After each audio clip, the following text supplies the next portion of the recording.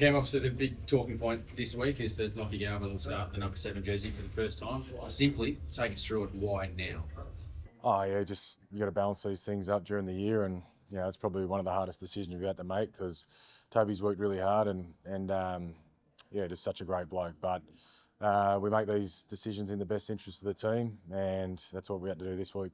Why is it in the best interest of the team? What have you seen out of Locky in his 5 weeks here that he adds that Toby wasn't bringing for? Yeah, look, I don't want to compare the two because they're both totally different players, but Locky's got a skill set that he plays on the ball and he asks a lot of questions and in the short amount of times he's played with us, he's done some things that have really excited us, and the great thing about him, he's worked really hard off the field to get those combinations with the players and understand our systems.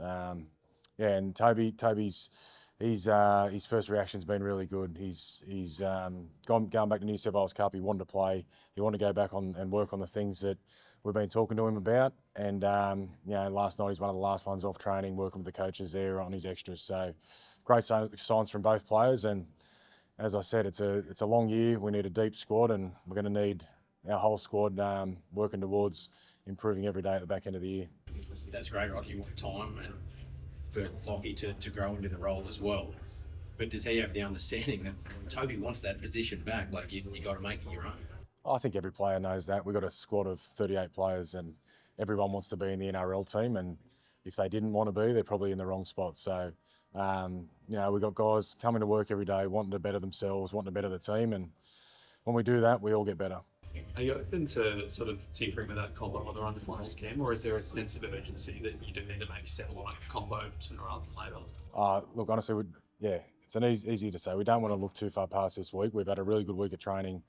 We want to go out and give the guys best opportunity to play this week. But as I said, it's a long season. There's still 8 games left. There's a third of the season left, and then hopefully some finals games. And injuries happen, suspensions happen, anything can happen, and we're going to need our whole squad ready to play at the back end of the year. So just very excited about how they've prepared this week and looking forward to tomorrow. Is there a path back into that 7 jersey for Toby if he does work on those things and gets those things right in cup? Oh, of course. As I said, there's 38 players in our squad, and everyone's got an opportunity to play first grade. And everyone individually knows what they want, what they need to work on to get the positions they're after. But right now, we've got 17 players preparing for Dragons tomorrow night, and that's all we're focused on. What does Toby need to fix up or sort of pay attention to when he's getting cup this week? It's a good question, but he's doing some things really well. Let's not forget that he's defended really well this year for the most part, and his kicking game's improved out of sight in the last 12 months. He's done a lot of work with Luke Vella, our transitions coach, and put a lot of reps in. So we want him to continue to build those things and play to his strengths. But yeah, I'll leave the other things that he's working on just between us. Hey Cameron, Matt Burton, I think, has played 10 games as halfback. What's the thinking in bringing Locky in as half when he's never actually started a game as halfback in first grade? What's the difference between the 6 and the 7, and why have you gone with Locky at half? Yeah, there's differences between the 6 and the 7 depending on who's playing that role. We think we've built a system over the last little period where doesn't quite matter if you are wearing the 6 or 7. There's sort of equal responsibility there.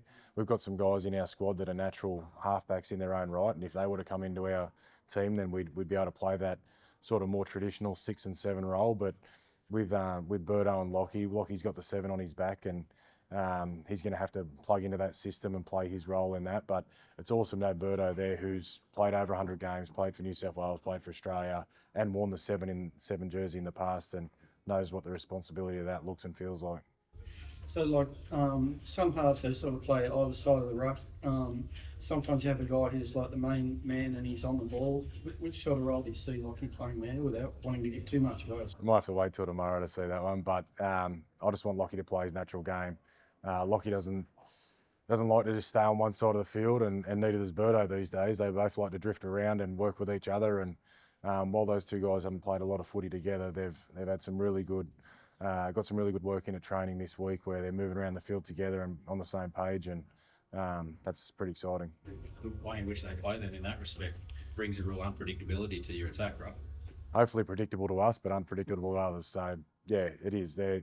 Locky, he's very fit. That's been really clear since he's been here, and he just gets himself on a lot of plays. So, you know, I think he's learned over his 6 weeks here and learned our style of play and you know, what it takes to win games. And I thought last week him being in the coach's box for 80 minutes, you know, was another step in his development. And you know, I'm just looking forward to him getting that opportunity tomorrow. What's his footy IQ like, Cam? Like sitting in the coach's box there, is he sort of picking stuff up? Is he a sort of student of the game in that way? Yeah, he is actually. Yeah, he sees a lot. The greatest thing about his footy IQ though is he's a fast learner. I'm sort of blown away about how quickly he's learned over the 6 weeks he's been here, and if he continues to learn that quickly, then that's going to be really exciting. Tilly Tupanella, saw him in the extended squad on Tuesday. Is he a chance to come in?